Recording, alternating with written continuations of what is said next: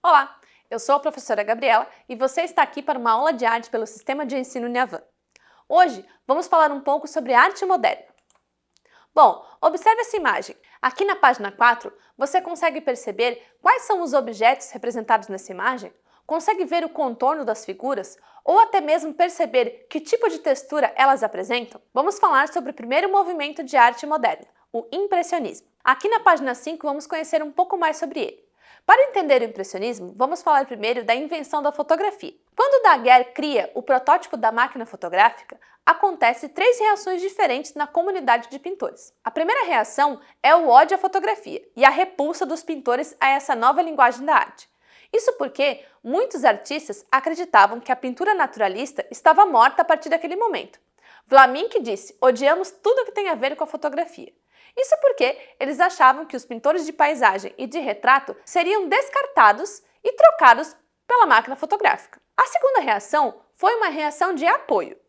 Muitos artistas viram na fotografia uma alternativa para as longas horas de poses intermináveis na hora de fazer uma pintura de retrato. Então, faziam fotografias daquilo que desejavam retratar e depois copiavam essa imagem para suas telas. Porém, os artistas da fotografia se sentiram diminuídos com isso e buscaram uma libertação da pintura. Ou seja, eles queriam ser vistos como uma forma de arte independente, o que nos leva à terceira reação à fotografia. Os artistas fotógrafos começaram a utilizar novas técnicas para criar efeitos em suas imagens, criando assim uma nova linguagem da arte que hoje é muito popular, a fotografia. Mas o que isso tem a ver com o impressionismo? Durante todo esse desenvolvimento da fotografia, os artistas impressionistas surgiram como uma forma de arte alternativa à pintura naturalista. Isso porque a forma de arte neoclássica foi aos poucos sendo abandonada. Então, os impressionistas se especializaram em retratar como o sol incidia sobre as paisagens. Isso porque esses artistas têm uma forma única de retratar o mundo à sua volta. Os artistas impressionistas buscavam retratar como o sol fazia nuances diferentes nas imagens. Ou seja, eles não faziam um desenho prévio, colocavam a tinta sobre a tela branca, não dando tempo para fazer um recorte definido. Assim, as manchas de cores se sobrepõem, dando origem ao contorno das figuras.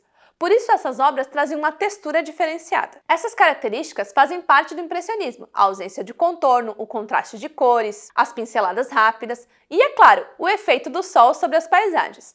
Para tudo isso acontecer, era necessário que a pintura fosse feita ao ar livre. Então, nessa época do século XIX, é comum que os artistas se reunissem em praça pública ou em volta do rio Sena, na França, com seus cavaletes portáteis para retratar a paisagem e como o sol incidia sobre ela. Aqui na página 6, você encontra alguns temas que eram utilizados pelos pintores.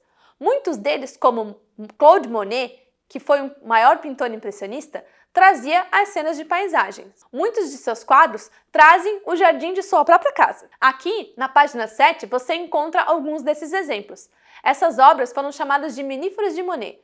Em sua casa havia um jardim com uma ponte japonesa. Ela foi o tema de diversas de suas pinturas. Aqui na página 8, propomos para você um momento para experimentar. Fotografe a paisagem ao seu redor em diferentes horários do dia e perceba como a luz do sol transforma essa sua paisagem. Além de Monet, que foi o principal artista do movimento impressionista, aqui na página 9 você vai conhecer alguns outros, como por exemplo, Auguste Renoir. Assim como Monet, Renoir também não apresenta um contorno definido, mas, diferente do seu amigo, ele gostava de pintar pessoas.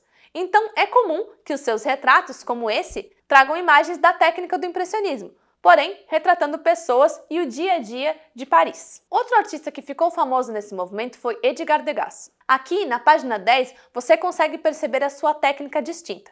Degas foi um apaixonado pelas bailarinas e gostava de representar o seu movimento. Porém, para fazer as suas obras, diferente de Renoir e Monet, que utilizavam as pinceladas rápidas, Degas utilizava o giz pastel para construir os seus desenhos, esfumando assim o giz pastel e transformando as suas figuras em borrões de cores. Aqui na página 11 vamos conhecer um pouco mais sobre esse material. O giz pastel se apresenta em duas formas: o giz pastel oleoso e o seco. Ambos podem ser usados para construir imagens. Ambos são construídos com pigmentos, porém o giz pastel seco tem uma facilidade na hora de esfumar, transformando assim em cores suaves e o giz pastel oleoso traz um pigmento um pouco mais denso. Logo após o impressionismo, temos outros movimentos de arte que vão surgir em sequência. Aqui na página 12 vamos falar um pouco sobre eles. Existe um período de transição do impressionismo para as vanguardas europeias. Esse período é chamado de pós-impressionista. Muitos artistas famosos vão fazer parte desse período que é marcado pela individualidade, ou seja, cada artista tem uma técnica específica que vai influenciar muito na construção das vanguardas europeias, que são os movimentos de arte do século XX. Um desses artistas é Van Gogh. Aqui na página 12 você pode ver A Noite Estrelada, uma das obras principais desse artista. Observe como a pincelada e os contornos espirais fazem parte das características da obra de Vincent Van Gogh.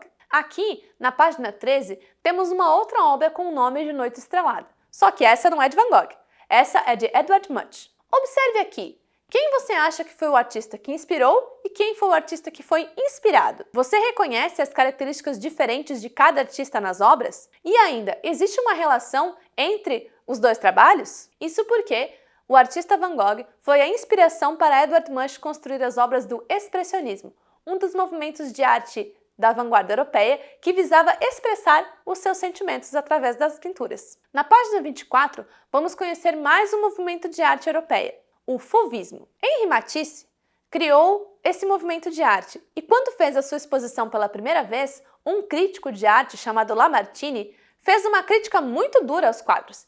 Ele disse que as obras pareciam feras feitas de tinta. Em francês, a palavra fera significa les fauves. Por isso, o nome do movimento, Fauvismo. Já que essas obras trazem uma agressividade nas cores. Esses artistas acreditavam que a arte deveria ser expressada de uma forma livre, principalmente com cores fora da normalidade.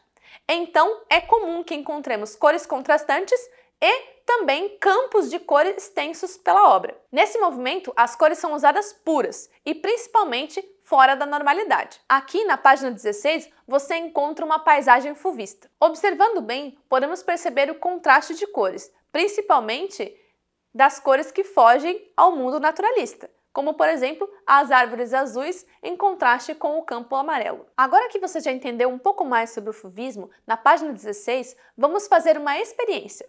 Você vai ser um pintor fauvista. Não se esqueça de dar prioridade às cores. Para isso, é necessário que você entenda um pouco do que são as cores e como elas são compostas. Temos dois conceitos para isso, a cor luz e a cor pigmento. A cor luz está dentro da cor branca, ou seja, da luminosidade, que pode ser dividida em vários tons. Assim como a cor pigmento está contida nos materiais, é a luz refletida dentro dos objetos. Aqui na página 19 você encontra alguns dos sistemas de cores que utilizamos hoje em dia. Aqui na página 18 falamos um pouco sobre a harmonia das cores. Bem, nas obras fauvistas a cor é muito importante. Isso não significa que nas outras vanguardas elas também não vão aparecer, principalmente as cores chamadas de análogas e complementares. Cores análogas são cores lado a lado no círculo cromático e cores complementares são cores opostas, mas esse conteúdo com certeza você já sabia, estamos só relembrando. O contraste entre as cores também é muito importante para criar uma composição agradável e principalmente transmitir uma mensagem. Na página 19 encontramos mais um movimento que fala sobre essa questão das cores, o cubismo. Observe essa obra de Paul Cézanne. Cézanne foi um pintor pós-impressionista que influenciou os cubistas na geometrização das figuras. Observe as imagens da página 20. Aqui temos duas obras cubistas. Nesse momento, podemos verificar algumas das características dessa vanguarda europeia, como, por exemplo, a planificação das figuras e a geometrização das formas, assim como a ausência de profundidade, seja ela profundidade cromática ou de ponto de fuga. Muitos pintores fizeram parte do cubismo, como, por exemplo, Georges Braque, e, é claro, Pablo Picasso. Podemos perceber que o cubismo se dividiu em duas correntes, cubismo analítico e cubismo sintético. No cubismo analítico, percebemos o uso de cores suaves, não muito contrastantes, e a intenção era planificar a figura e geometrizar as formas o mais profundamente possível, levando assim a obra a um distanciamento da função naturalista. Já no cubismo sintético, os artistas buscam retratar diversos pontos de vista do mesmo objeto na mesma tela. Isso gera uma sobreposição de figuras e uma sobreposição de pontos de vista do mesmo objeto. Assim, para dar Mais profundidade às obras, eram utilizadas cores contrastantes nesses pontos de vista diferentes. Aqui nas obras da página 22, temos exemplos do que seria o cubismo sintético. Agora que você já entendeu um pouco sobre o cubismo, na página 23, propomos para você uma colagem. Isso mesmo, você vai utilizar recorte de revistas e jornais para criar uma composição cubista. Agora que você compreendeu bastante sobre o modernismo e sobre as vanguardas europeias, vamos começar o nosso banco de dados. Revise o nosso conteúdo e escreva um pequeno resumo neste quadro. Aqui na página 24, vamos relacionar uma coluna com a outra. Toda essa atividade da questão 2 está relacionada às cores e tudo que aprendemos sobre ela. Bom, espero que você tenha gostado e aprendido bastante sobre esses movimentos do modernismo europeu. Nos vemos na próxima aula!